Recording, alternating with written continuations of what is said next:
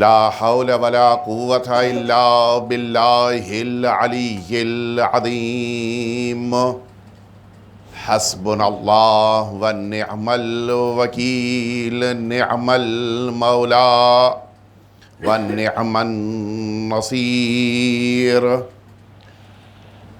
أعوذ بالله من الشيطان الرجيم بسم الله الرحمن الرحيم الحمد لله الذي لا يبلغ مدحته القائلون ولا يحصي نعماءه العادون ولا يؤدي حقه المجتهدون ثم الصلاة والسلام والتحية والإكرام على سيد الأنبياء والمرسلين سيدنا ومولانا أبي القاسم محمد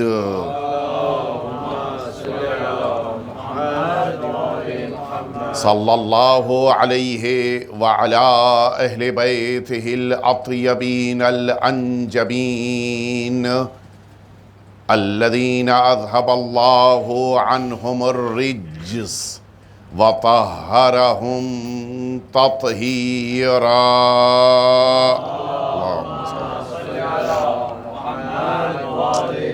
لا سيما الإمام المبين بقية الله في الأرضين أرواحنا وأرواح العالمين لتراب مقدمه الفداء واللعنة الدائمة الباقية على أعدائهم أجمعين أما بعد فقد قال الله الحكيم في كتابه المبين وهو أصدق الصادقين وقوله الحق بسم الله الرحمن الرحيم يا أيتها النفس المطمئنة ارجعي إلى ربك راضية مرضية.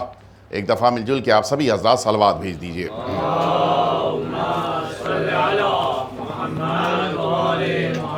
اذان محترم، مجالس عزا کا یہ سلسلہ جو کئی سال سے آپ کے درمیان جاری و ساری ہے، ان مجالس عزا میں آپ سبھی حضرات اس عظیم الشان پیغام کو سننے کے لیے یہاں پر جمع ہوتے ہیں کہ جو میدان کربلا میں سرکار سید الشہداء نے تمام انسانیت کو دیا ہے، اور جس کے اثرات سال دو سال نہیں بلکہ اتنا وقت گزرنے کے بعد بھی آج تک لوگوں پر پڑ رہے ہیں، اور لوگ ان پیغامات کے ذریعے سے اپنی زندگیوں کو تبدیل کر رہے ہیں.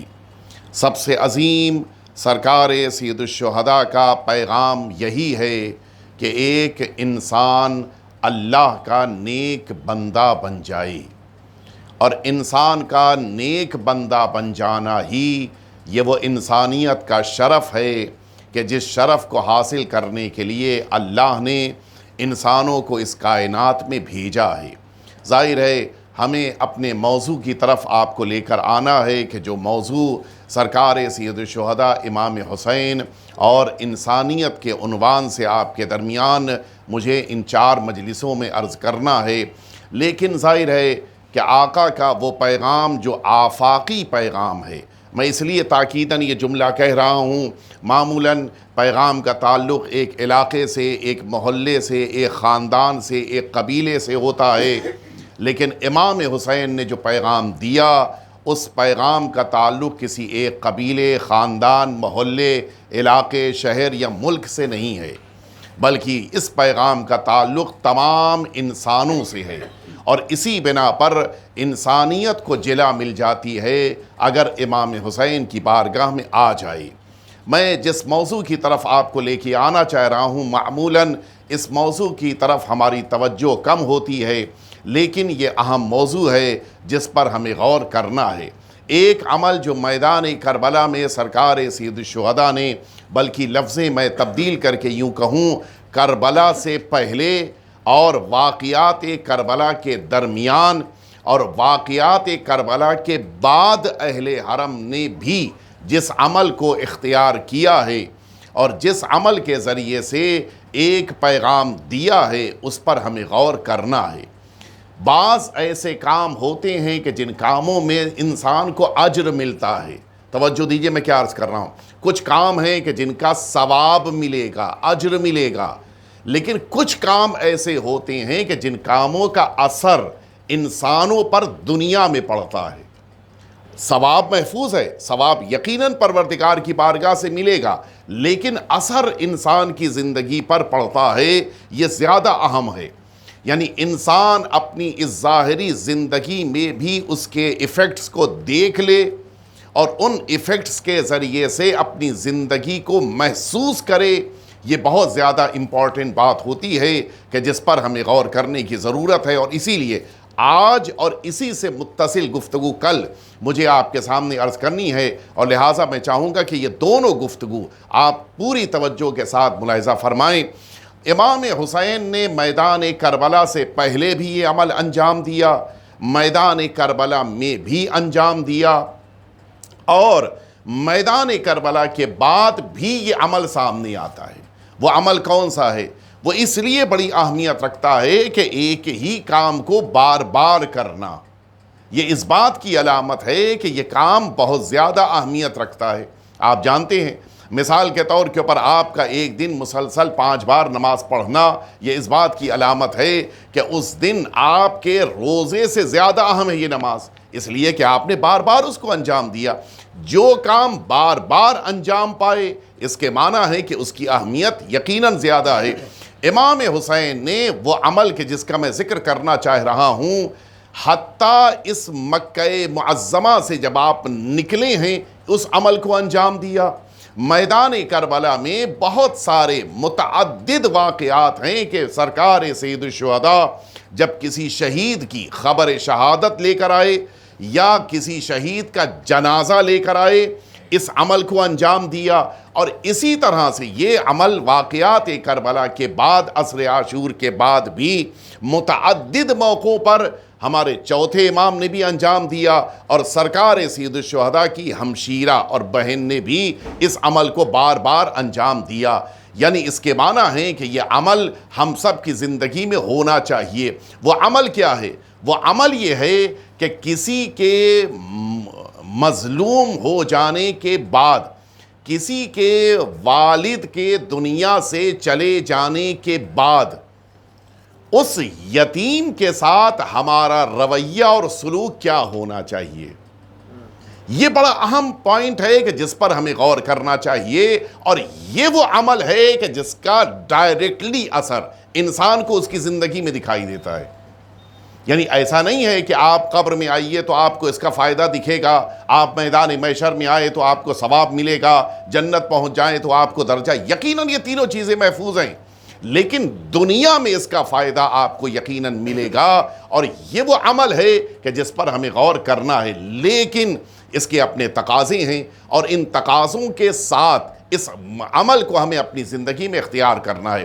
قرآن مجید نے بھی اس کی بڑی اہمیت کو اختیار کرتے ہوئے بار بار تاکید کی ہے۔ قرآن مجید میں آیت شریفہ عرض کروں آپ کی خدمت میں، قرآن مجید کہہ رہا ہے کہ اما الیتیم فلا تقہر، یتیم اگر تمہارے سامنے موجود ہے تو کبھی اس کو جھڑکنا نہیں۔ کیوں نہیں جھڑکنا؟ کیوں؟ وجہ کیا ہے؟ میں اسی طرف آپ کو لے کے آنا چاہتا ہوں کہ آخر وجہ کیا ہے کہ قرآن مجید نے یہ لفظ استعمال کیا ہے۔ معمولاً قرآن مجید یہ کہہ سکتا تھا کہ یتیم آیا ہے، تم سے کچھ ڈیمانڈ کر رہا ہے، تم دے دو، زیادہ یہی ہو سکتا تھا۔ یا مثال کے طور کے اوپر یتیم آیا ہے، تمہارا رویہ اس کے ساتھ محبت کا ہونا چاہیے تھا۔ بس یہ تقہر لفظ کیوں استعمال کیا؟ یعنی تم قہر آمیز انداز میں، غصے کے انداز میں، جھڑکنے کے انداز میں اس یتیم کے سامنے پیش نہ آنا۔ کیوں قرآن مجید نے منع کیا؟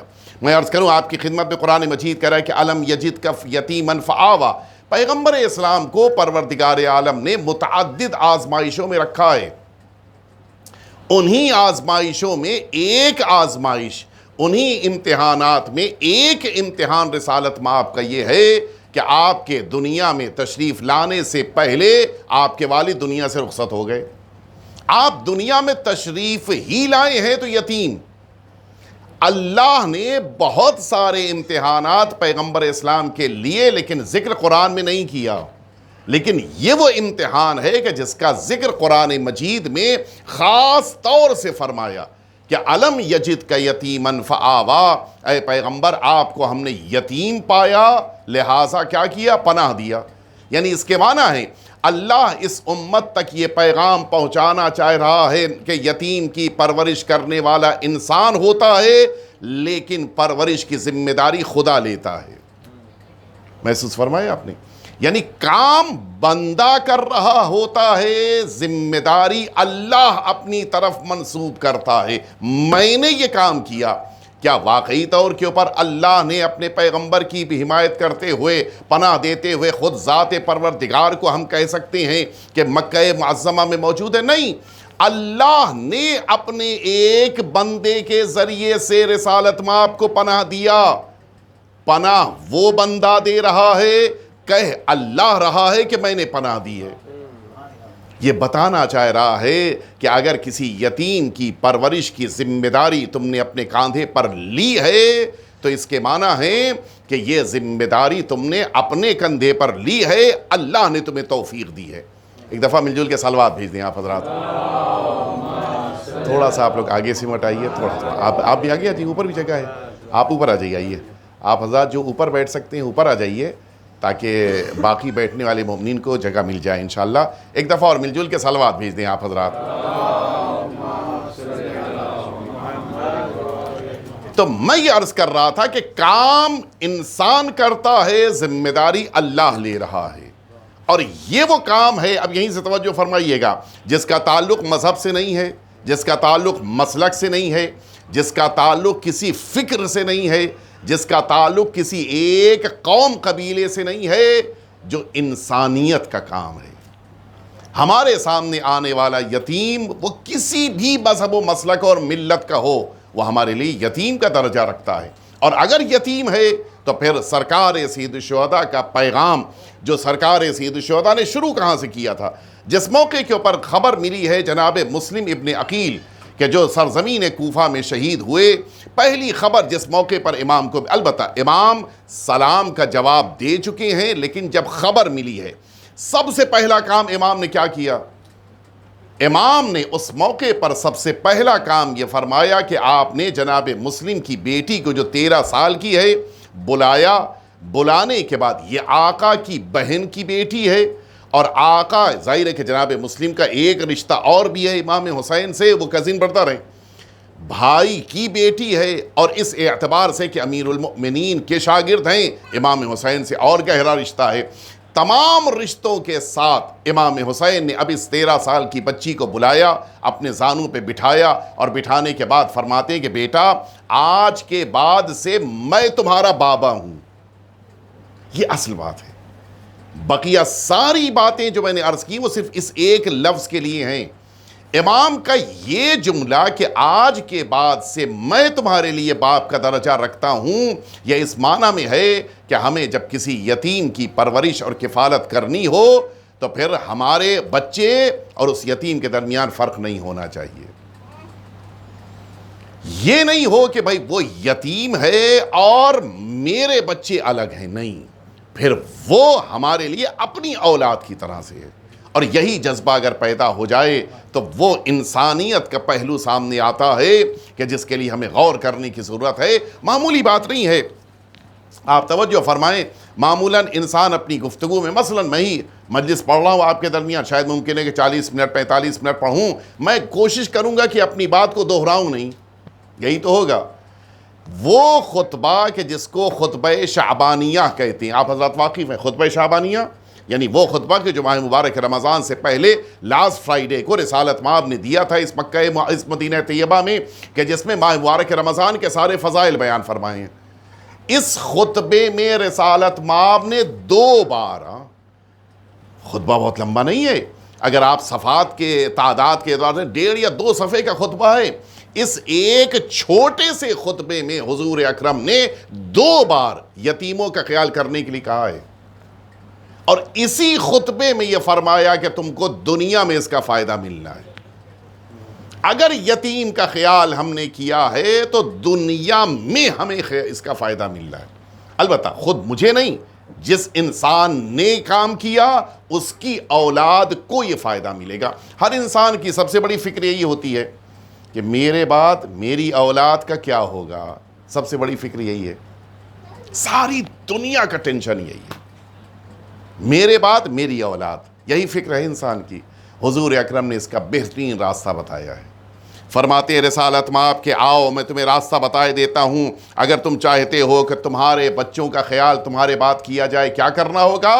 فرماتے ہیں کہ وَتَحَنَّنُوا عَلَىٰ أَيْتَامِ النَّاسِ يَتَحَنَّنْ عَلَىٰ أَيْتَامِكُمْ، تم بقیہ قوم کے ان بچوں کا خیال کرو کہ جن کے سر سے باپ کا سایہ اٹھ گیا ہے، تاکہ کل تمہارے بچوں کا خیال کیا جائے۔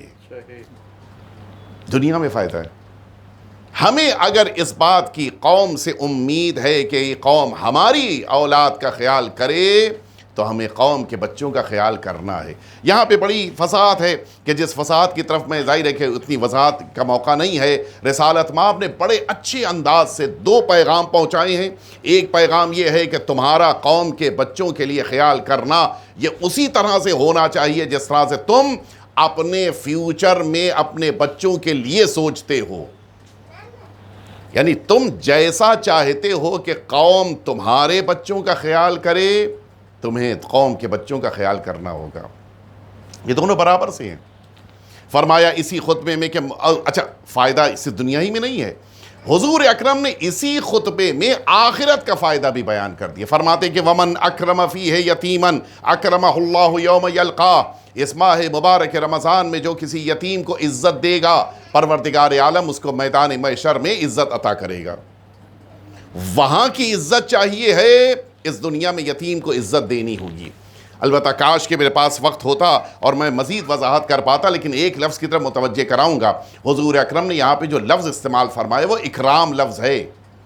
اکرام کے معنی کیا ہوتے ہیں؟ اکرام یعنی کسی بھی یتیم، کسی بھی شخص کے لیے جب بھی لفظ اکرام استعمال ہو، اس کو عزت کے ساتھ اس کے ساتھ تمہارا رویہ ہونا چاہیے۔ مثال کے طور پہ بہت سارے اوقات آپ نے دیکھا ہوگا کہ کبھی کسی موقع کے اوپر آپ نے مثلا کسی کو کھانا کھلا دیا، دونوں طریقے ہوتے ہیں۔ ایک انسان کو دروازے کے اس طرف باہر بٹھا کے کھانا کھلا دیا جائے، اور ایک انسان کو گھر میں باقاعدہ ڈائننگ ٹیبل پہ لا کے بٹھا کے عزت کے ساتھ کھلائے، دونوں میں بہت فرق ہے۔ کھانا دونوں کو کھلایا گیا ہے، لیکن جو دوسرا طریقہ کار ہے وہ عزت والا ہے۔ ہم بہت زیادہ اگر کسی اور فرینچ تک گئے تو کیا کرتے ہیں؟ جا کے پیسہ دے کے واپس آ گئے کہ یہاں کھانا کھلا دینا، جبکہ حدیث کیا ہے؟ عزت کے ساتھ کھلانا۔ اور اسی لیے سرکار امیر المؤمنین حضرت علی ابن ابی طالب علیہ السلام مولا نے جس موقع کے اوپر اسی ماہ مبارک رمضان میں وصیتیں فرمائی ہیں، فرماتے کہ دیکھو ولا تغبوا، کبھی ایسا نہ ہو کہ ان یتیموں کے کھانا کھلانے کی طرف سے تم لوگ غافل ہو جاؤ۔ یعنی کھانا جب کھلانا تو ساتھ میں بیٹھنا، اس بچے کو یہ احساس پیدا ہو کہ یہ میرا بزرگ ہے، اس بچے کے اندر یہ جذبہ پیدا ہونا چاہیے کہ یہ میرا سرپرست ہے، میرا بڑا ہے۔ لہٰذا ہمارا رشتہ ان لوگوں سے ہونا چاہیے۔ بڑا اچھا لگا مجھے، بعض ادارے ہیں کہ جو ادارے اس طرح کے کام انجام دیتے ہیں کہ ان یتیم بچوں کے لیے، میں عرض کروں گا یتیم کس کو کہتے ہیں، وہاں تک بات پہنچے گی، ان یتیم بچوں کے لیے باقاعدہ ایک سسٹم، ایک انتظام کیا جائے کہ جن میں سے ہر ایک کوئی نہ کوئی ایک بچے کی کفالت اپنے ذمے لے لے۔ نتیجہ کیا ہوگا؟ وہ ایک بچہ کہ جو ابھی تک یتیم سمجھا جا رہا تھا، جب اس کا ایک کفیل پیدا ہو گیا تو اب نتیجہ یہ ہوا کہ وہ لاوارث نہیں ہے، اس کے پاس سرپرست موجود ہے، مدینہ طیبہ ہے، اور حضور ختمی مرتبہ حضرت محمد مصطفیٰ آپ نے دیکھا ایک گلی سے گزرتے وقت کہ ایک بچہ ہے جو بقیہ بچوں کے ساتھ کھڑا تو ہے لیکن کھیل نہیں رہا ہے. اتنی چھوٹی سی بات ہے. رسالت ماں نے اس کو بھی مارک کیا. کیوں اکیلا کیوں کھڑا ہے؟ کیوں بقیہ کے ساتھ نہیں کھیل رہا ہے؟ گئے آپ اس کے پاس، پوچھا کیوں نہیں کھیل رہے؟ کئی ان سبوں نے انکار کر دیا، مجھے اپنے ساتھ نہیں کھلاتے. کیوں؟ کہ وجہ یہ ہے کہ یہ سب کہہ رہے ہیں کہ میں وہ لفظ نہیں استعمال کرنا چاہ رہا تھا، لیکن ظاہر ہے کہ اگر نہیں استعمال کروں گا تو بات واضح نہیں ہوگی. یہ لوگ سمجھتے ہیں کہ میرا باپ مر گیا میری وجہ سے، میں منحوس ہوں. یہ بھی عجیب ہوتا ہے بعض اوقات. کسی کی غلطی، البتہ غلطی بھی نہیں ہے، موت اللہ کے ہاتھ میں ہے، کسی کی بنا پر کسی دوسرے کو سزا دینا یہ بڑا عجیب ہے، جو بہت سارے سوسائٹی میں ہوتا ہے. مجھ سے لوگ کھیلنے میں تیار نہیں ہیں. حضور اکرم نے اس بچے کو اپنے ساتھ لیا، اپنے گھر لے کے آئے. اس کے بعد فرماتے کہ اما ترضا ان اکون لک ابا، کیا اس بات پہ راضی ہو کہ میں تمہارے والد کی طرح سے قرار پاؤں؟ اما ترضا ان یکون علی عما لک، کیا اس بات پر راضی ہو کہ میرا بھائی امیر المؤمنین علی تمہارے لیے چچا قرار پائیں؟ اب تو اس بچے کی خوشی کا کہنا ہی کیا. حضور اکرم نے اپنی بیٹی کو بلایا. اب البتہ اس سے ہی محسوس ہوتا ہے کہ شاید جناب سید عالمیان کا عقد ہو چکا تھا. بلانے کے معنی یہ ہے کہ جناب سیدہ اپنے بیت الشرف میں ہیں. جناب سیدہ کو بلایا یا جناب سیدہ کے پاس بھجوایا، فرمایا کہ اس کے کھانے کا انتظام کرو، اس کے لباس کا انتظام کرو. اور اس کے بعد سے اس مدینہ طیبہ میں ہر طرف یہ شہرا کہ یہ بچہ رسول اللہ کا بیٹا ہے. غور فرمایا آپ نے. اور وہ ہر ایک سے کہتا تھا کہ میرے جیسا کون ہے کوئی میرے جیسا؟ ابھی تک جو بچے اس کے ساتھ کھیلنے پر تیار نہیں تھے، اب وہی بچے اس کے ساتھ کھیلنے کے لیے اس سے سفارشیں کر رہے ہیں، آؤ میرے ساتھ کھیل لو. آپ نے غور فرمایا، اگر کوئی انسان کسی یتیم بچے کو اپنی کفالت میں لے لیتا ہے، نہ صرف یہ کہ اس بچے کی مشکلات دور ہو جاتی ہیں، بلکہ اس بچے کے لیے عزت والی زندگی شروع ہو جاتی ہے. یہ اصل چیز ہے جس پر ہمیں غور کرنا چاہیے. ہم سبھی کو کہیں نہ کہیں کسی نہ کسی مرحلے میں، اچھا یہ مولانا وسیع حسن صاحب خدا ان کی حفاظت فرمائے، بڑا اچھا جملہ انہوں نے کہا کہ پروردگار نے پورے خاندانوں میں بیلنس رکھا ہے.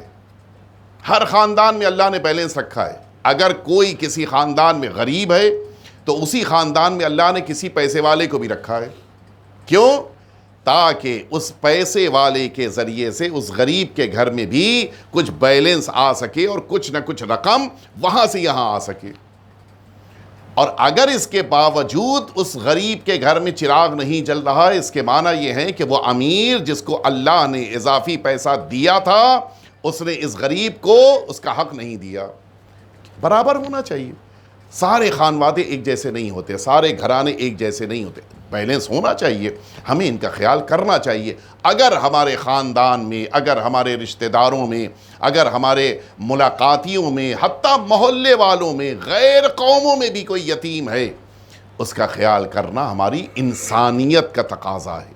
یہاں مسئلہ مذہب اور مسلک اور رشتہ داری اور قوم اور قبیلے کا نہیں ہے، بلکہ یہ مسئلہ انسان کا وہ ہے کہ جو خود اس انسان کی انسانیت سے متعلق ہے.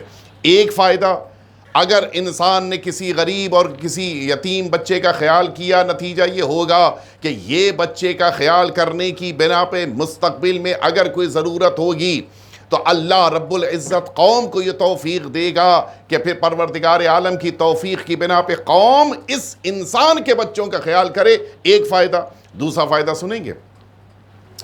ایک شخص آیا حضور ختمی مرتبہ حضرت محمد مصطفیٰ آپ کی خدمت میں آنے کے بعد کہتا ہے کہ یا رسول اللہ میرا دل بہت سخت ہے. یہ بھی ایک عجیب چیز ہوتی ہے. یہ دل کا سخت ہونا بڑا مشکل کام ہے. اور یہ پتہ چلتا ہے فیملیز میں بہت سارے اوقات جو ٹکراؤ پیدا ہوتے ہیں ان میں سے ایک ریزن یہ دل کا سخت ہونا بھی ہے. بہت سارے اسباب میں سے ایک ہے، اور اسی لیے ایک بہت بڑی توفیق اور سعادت اللہ نے آپ کو دی ہے، سرکار سید الشہداء کے مصائب میں گریہ کرنا، یہ بہت بڑی توفیق ہے۔ یہ جو انسان کی آنکھوں سے اشک نکلتے ہیں، یہ دل کے نرم ہونے کی دلیل ہے، یہ اللہ نے آپ کو سعادت دی ہے۔ اور اسی لیے یہ جو افراد نوحے پڑھتے ہیں، جو افراد سوز سلام مرثیے پڑھتے ہیں، خود بخود ان کا دل نرم ہو جاتا ہے۔ لہٰذا ہم سبھی کو کوشش کرنی چاہیے اپنی اپنی جگہ پر، کچھ نہیں صحیح تو ایک نوحہ ہی پڑھیں۔ لہٰذا ہمیں کوشش کرنی چاہیے کہ ہم امام حسین کی فرش عزا پہ بیٹھ کے اپنے دلوں کو نرم کریں گریے کے ذریعے سے۔ آیا کہتا ہے کہ یا رسول اللہ میرا دل بہت سخت ہے، اور سختی پتہ چلتی ہے بہت سارے اوقات، بچہ اصرار کر رہا ہے لیکن باپ کسی کام کو سننے پہ تیاری نہیں ہے، محلے والے کچھ کام کہہ رہے ہیں، گھر والے کہہ رہے ہیں، بہت سارے موقعوں پر سننے پہ تیاری نہیں، انسان کا دل سخت ہے، بہت ساری مشکلات آتی ہیں۔ اس موقع کے اوپر میں کروں کیا؟ میرا دل اتنا سخت ہے، لوگ کہتے ہیں اور میں اس کے لیے کچھ نہیں کر پا رہا ہوں، میں اس کے لیے کیا علاج نکالوں؟ حضور اکرم نے، یہ بھی محبت رسالت مآب ہے، پوچھنے والا ایک مسئلہ لے کر آیا ہے، علاج ایسا بتایا کہ جس کے ذریعے سے 2 مسئلے حل ہو جائیں۔ یہ عجیب محبت ہے پیغمبر اسلام کی۔ فرماتے ہیں کہ اتحب، کیا تو چاہتا ہے کہ ان یلین قلبک، تمہارا دل نرم ہو جائے؟ ایک یہ تو کہتے ہی آیا تھا، وہ یہی کہہ رہا تھا کہ یا رسول اللہ میرا دل سخت ہے۔ وتدرک حاجتک، کیا تو چاہتا ہے کہ اسی کے ساتھ ساتھ اسی ایک عمل کے ذریعے سے تجھے تیری دعائیں بھی قبول کروا لے، تو اپنی دعائیں بھی اللہ سے حاصل کر لے؟ کیا یہ چاہتا ہے؟ کون نہیں چاہے گا؟ حضور اکرم نے اب نسخہ بتایا، طریقہ بتایا، علاج بتایا۔ فرماتے ہیں ارحم الیتیم، کسی یتیم کو تلاش کرو، اس کے ساتھ تمہارا سلوک رحمت کا ہونا چاہیے۔ یہی نہیں، اگلا جملہ فرماتے وامسح رأسہ، اس کے سر پہ ہاتھ پھیرو، وَأَطْعِمْهُ، کھانا کھلاؤ۔ یہیں پہ روایت نہیں رکی ہے، کھانا کھلاؤ کے معنی پھر وہی ہو جائیں گے کہ دروازے کے باہر بٹھا کے کھلا دیا، نہیں، اطعمہ من طعامک، اسے اپنے کھانے میں سے کھانا کھلاؤ، اپنے ساتھ بٹھا کے۔ اپنے کھانے سے مراد کیا ہے؟ اپنے ساتھ بٹھا کے کھانا کھلاؤ۔ نتیجہ کیا ہوگا؟ یلن قلبک، پہلا فائدہ تمہارا دل نرم ہو جائے گا، وتدرک حاجت، تمہاری دعائیں اللہ کی بارگاہ میں قبول ہو جائیں گی۔ یہ عجیب ہے، ایک یتیم کے ساتھ رحمت کا سلوک کے جس میں سر پہ انسان ہاتھ پھیرے اور اسے بلا کے اپنے گھر میں کھانا کھلا دے، دل بھی نرم ہوگا، دعائیں بھی قبول ہو جائیں گی۔ ایک جملہ اور مجھے یاد ہے، شاید میں نے باندرہ مسجد میں یہ جملہ کہا تھا اور بڑی احتیاط سے کہا تھا، آج پھر اس کو دہرا رہا ہوں۔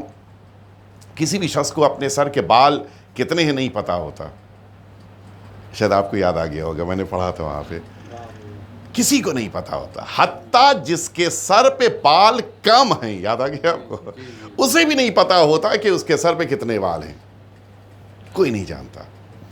اب آپ بتائیے، اگر مجھ کو یہ کہہ دیا جائے کہ تمہیں تمہارے سر پر موجود بالوں کی تعداد کے مطابق نیکی اللہ دے گا، ہم تو کہہ نہیں سکتے کتنی نیکی ہے، اور اتنی ہی تعداد میں پروردگار گناہ معاف کر دے گا۔ کب ہوگا یہ؟ حضور ختمی مرتبہ حضرت محمد مصطفیٰ صلی اللہ علیہ وآلہ وسلم اسی مدینہ طیبہ میں تشریف فرما ہے، اور آپ کے پاس ایک بچہ آیا بڑی تیزی کے ساتھ دوڑتا ہوا، اور آنے کے بعد کہتا ہے کہ اے اللہ کے رسول، میں یتیم، میری بہن یتیم، میری ماں بیوہ، گھر میں ہم 3 محتاج ہیں، ہمارے پاس کچھ نہیں، ہمارے ساتھ رحمت کا سلوک فرمائیں۔ آپ نے جناب بلال سے کہا کہ جاؤ میری بیٹی کے پاس، دیکھو ان کے پاس کیا ہے۔ یہ بھی عجیب ہے، رسول اللہ کی ازواج موجود ہیں، لیکن رسول اللہ اپنی بیٹی کے ذریعے سے رحمت کو دنیا تک پہنچاتے تھے۔ یہ بھی ایک اہم پیغام ہے جس پر ہمیں غور کرنے کی ضرورت ہے، چونکہ میں اس طرف تفصیل میں نہیں جا پاؤں گا۔ جناب بلال سے کہا جاؤ دیکھو میری بیٹی کے پاس کیا ہے، کچھ ہو تو میری بیٹی دے۔ جناب سید عالمیان نے 21 کھجور بھجوائی، اور یہ بھی محبت پیغمبر، 21 کے 21 کھجور اٹھا کر دی اس بچے کو، لیکن کیا کہتے ہوئے؟ فرمایا ان 21 کھجوروں میں 7 تمہاری ہے، 7 تمہاری بہن کے لیے ہے اور 7 تمہاری ماں کے لیے ہے۔ یہ محبت کا انداز، یہ طریقہ کار تھا کہ اس بچے کا دل بھی اسی طرح سے یہ احساس پیدا ہو کہ رسول اللہ نے میرے ساتھ کتنی محبت کا سلوک کیا ہے۔ اس موقع پہ اچانک اصحاب پیغمبر میں یہ ہیں، جناب معاذ بن جبل، یہ اصحاب پیغمبر میں ہیں کہ جن کا بعض مواقع پہ آپ نے ذکر بھی سنا ہوگا، بعض روایتوں میں بھی تذکرہ آیا۔ وہ اچانک اپنی جگہ سے اٹھے اور آنے کے بعد یہ بچہ مہاجر تھا۔ مہاجر اس لیے میں یہ جملہ سمجھانے کے لیے کہہ رہا ہوں کہ مہاجر کے معنی وہ ہیں کہ وہ افراد کے جو مائیگریٹ ہو کر مکہ معظمہ سے آئے تھے۔ یہ بچہ، اس کے والد کا انتقال ہو چکا ہے، تو اب اس کا مدینے میں کوئی ریلیٹیو نہیں ہے۔ اگر یہ انصار میں سے ہوتا تو ظاہر سی بات ہے کہ مدینے میں کوئی نہ کوئی رشتہ دار نکل ہی آتا، لیکن ابھی کوئی بھی اس کا رشتہ دار ہی نہیں مدینے میں۔ یہ مہاجر بچہ ہے۔ یہ اس بچے کو معاذ بن جبل نے آگے بڑھ کر اس کے سر پہ ہاتھ پھیرا، اور ہاتھ پھیرنے کے بعد یہ کہا کہ یا رسول اللہ، آج کے بعد سے اس بچے کی کفالت میرے ذمے، کوئی بھی اس کو مشکل ہوگی میں ذمہ دار ہوں، میں اس کے ہر سارے کام کو پورا کرنے کے لیے تیار۔ اس موقع پہ حضور اکرم نے فرمایا کہ معاذ، تمہیں پتہ ہے غیر ارادی طور پہ تم نے جو کام کیا، ظاہر ہے کہ معاذ کو توجہ نہیں، وہ تو جملہ کہنا چاہ رہے تھے۔ ہوتا ہے انسان جب کسی سے بات کر رہا ہو تو کسی مثلا بغل میں کھڑے ہوئے بچے کے سر پہ ہاتھ پھیرنے لگتا ہے۔ حضور اکرم نے فرمایا تم نے جو غیر ارادی طور پہ اس کے سر پہ ہاتھ پھیرا ہے، تمہیں پتہ ہی نہیں کہ کتنا اجر ملا تمہیں۔ کیا اجر ملا یا رسول اللہ؟ فرمایا اس بچے کے سر پہ جتنے بال ہیں، اللہ ان کی تعداد کے مطابق تمہیں ہر بال کے لیے ایک نیکی اور ہر بال کے مقابل ایک گناہ کو تمہارے پروردگار معاف کر دے گا۔ ایک دفعہ مل جل کے صلوات بھیج دیں آپ۔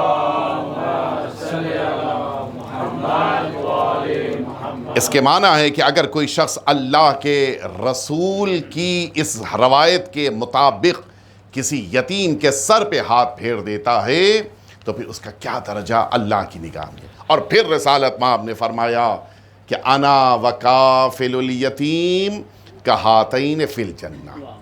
ہاتین فرماتے وقت رسالت مآب نے اپنی ان دونوں انگلیوں کو آپس میں جوڑ دیا۔ یہ 2 روایتیں ہیں اور دونوں میں رسالت مآب نے یہ کام فرمایا ہے۔ ایک روایت میں یہ جملہ فرمایا کہ کہاتین فی الجنہ، میں اور یتیم کی کفالت کرنے والا جنت میں جیسے یہ 2 انگلیاں آپس میں ایک ساتھ ہیں، ٹھیک اسی طرح سے کفالت یتیم کرنے والا جنت میں میرے ساتھ رہے گا۔ یہ ایک جملہ۔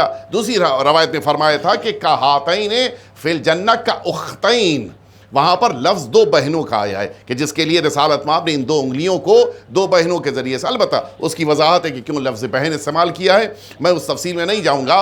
حضور اکرم نے ان دونوں روایتوں میں کہاتین فرمایا، یعنی یتیم کی کفالت کرنے والا جنت میں رسول اللہ کے ساتھ رہے گا۔ آپ انصاف سے بتائیں، جب ایک عام امتی کی کفالت کرنے والا، ایک عام امتیوں کی کفالت کرنے والا یتیم کی جنت میں رسول اللہ کے ساتھ رہے گا، تو جو خود رسول کی کفالت کر رہا ہو۔ ایک دفعہ مل جل کے صلوات بھیج دیں آپ حضرات۔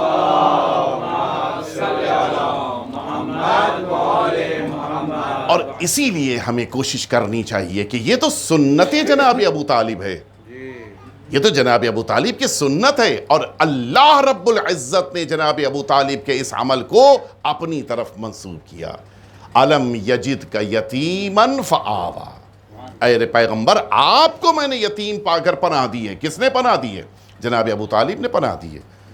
اس سے پتہ چلتا ہے کہ یہ تو سیرت ہے جناب ابو طالب کی، اور ہمیں اس سیرت کو اور زیادہ، آپ کو تعجب ہوگا، ہم سے کہا جاتا ہے کہ تم بہت زیادہ، ہم یعنی ہماری پوری قوم، کہ ہم لوگ بہت زیادہ جناب خدیجہ الکبریٰ کا ذکر کرتے ہیں۔ کیا کریں؟ نہ کریں تو کس کا کریں؟ ان کے جیسا کوئی ہے ہی نہیں، واقعا نہیں ہے۔ عجیب مرحلہ ہے۔ سب سے پہلا دارالایتام مکہ معظمہ میں جناب خدیجہ الکبریٰ نے بنوایا تھا، سب سے پہلا۔ اور یہ دارالایتام ایسا تھا کہ کسی ایک بھی انسان کا انتقال ہو جائے، اس کے بچوں کو لا کے اس میں رکھا جاتا تھا، یہ کہتے ہوئے کہ اب آج کے بعد سے جناب خدیجہ ان بچوں کی پرورش کریں گے۔ عجیب تھا، اتنا زیادہ قوم کا درد رکھنے والی ماں کیا واقعاً ان کا یہ حق نہیں ہے کہ ان کا ذکر زیادہ ہو؟ اتنا درد تھا ان کے اندر، قوم کے بچوں کو اس طرح سے پرورش دے رہی تھی۔ البتہ جناب خطیب الکبریٰ نے ایک عجیب انتظام بھی کیا تھا کہ اس دارالایتام میں صرف غذا کا انتظام نہیں تھا، اس دارالایتام میں صرف سونے کا انتظام نہیں تھا ان بچوں کے لیے، بلکہ ان بچوں کے لیے تعلیم کا انتظام بھی تھا۔ اس زمانے میں آپ جانتے ہیں کہ اس طرح سے اسکولز اور کالجز اور نہیں ہوتے تھے کہ انسان باہر جائے کسی سینٹر میں پڑھے، ان کو پڑھانے والے اور پڑھانے والیاں آتی تھی جو ان کو پڑھاتی تھی، وہ بھی ان کا انتخاب کیا تھا۔ آپ جانتے ہیں کہ اس زمانے میں لکھنے والے افراد بہت کم ہوتے تھے، بہت ہی مختصر افراد تھے کہ جن کو لکھنا آتا تھا، ان کو اپائنٹ کیا، ان کو بلایا کہ ان بچوں کو لکھنا اور پڑھنا سکھاؤ۔ کیوں؟ اس لیے کہ صرف جسم کی ترقی کافی نہیں ہے، علم کی ترقی ضروری ہے۔ جناب خطیہ نے انتظام کیا تھا۔ یہ کفالت ہم سب کے اندر ہونی چاہیے، یہ جذبہ ہم سب کے اندر ہونا چاہیے۔ میں آپ کو لے کر چلوں، ظاہر ہے کہ وقت میرا محدود ہے اور مجھے اپنے وقت پہ آج کی گفتگو، لیکن کل کی گفتگو اسی سلسلے کی ہے جو اگلی کڑی ہوگی کہ جس کو مجھے آپ کے سامنے عرض کرنا ہوگا، اس لیے کہ یہ دوسرا پہلو بہت زیادہ اہم ہے۔ آپ واقف ہیں کہ وہ افراد کے جو قوم کے درمیان یتیم سمجھے آتے، میں ایک مرحلے تک آپ کو لے کے آنا چاہتا ہوں، آپ تھوڑی سی توجہ فرمائیں۔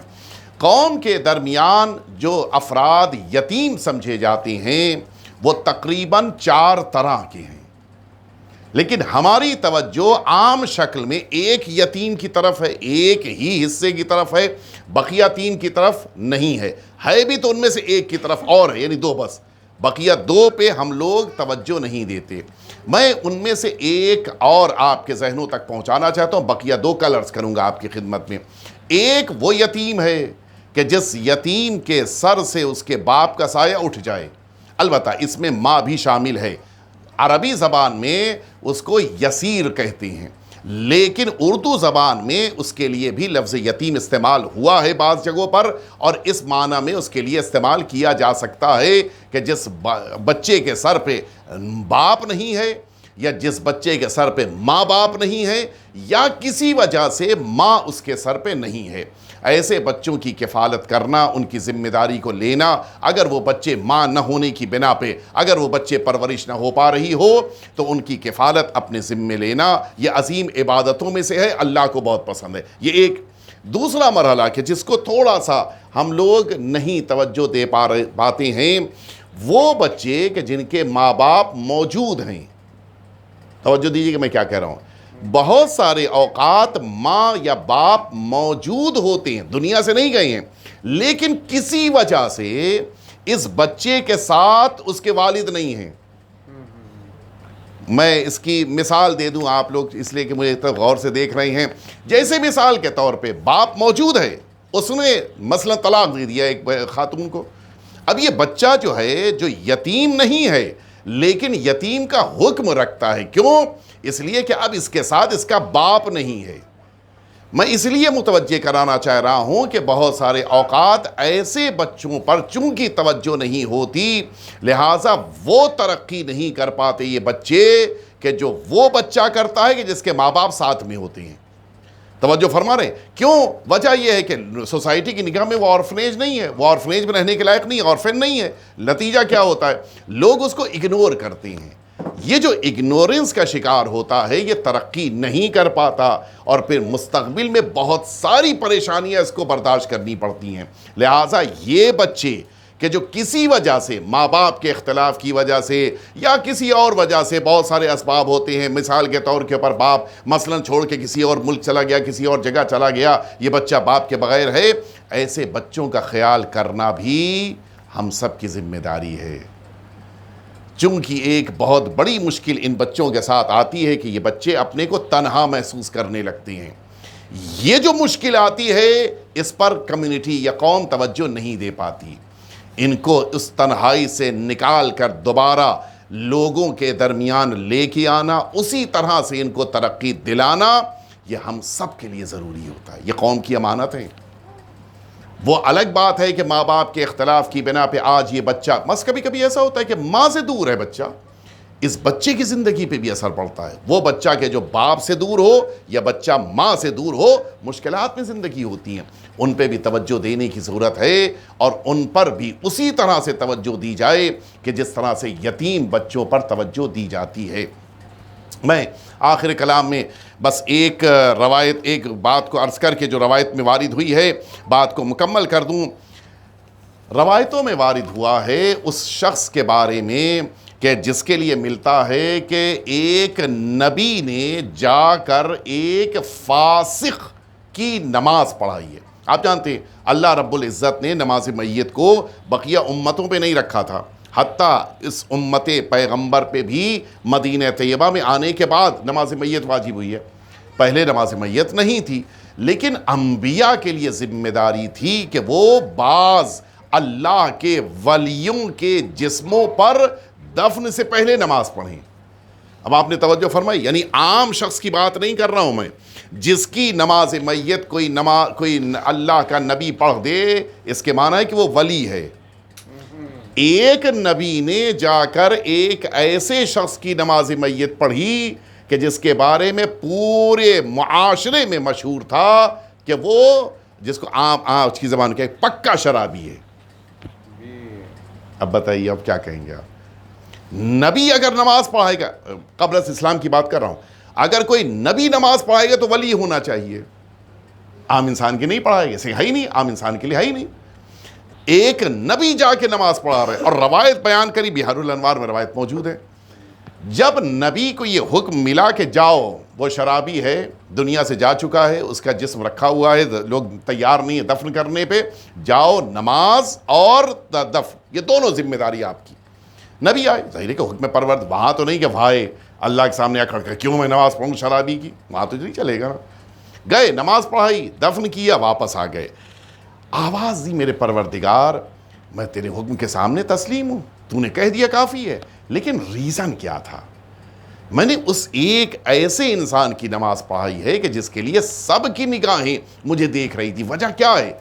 آواز آئی کہ جاؤ جا کے اس کی زوجہ سے پوچھو کہ یہ تھا کیسا.